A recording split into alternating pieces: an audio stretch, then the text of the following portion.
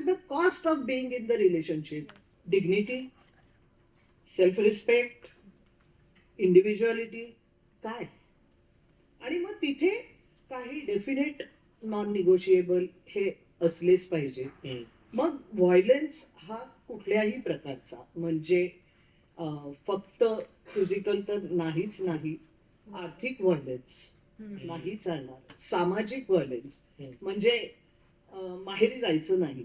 अजूनही पुण्यापासून एक 20-25 किलोमीटर पलीकडे गेलं की तिथे अजून सुद्धा हे सर्रास सापडणारी गोष्ट आहे. पुण्यात पण आहे.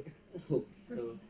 त्यामुळे तोही नाही, भावनिकही नाही आणि लैंगिक पण. सो हिंसा ह्या पाची याच्यामधलं कुठलंही हे नॉन निगोशिएबलच असलं पाहिजे.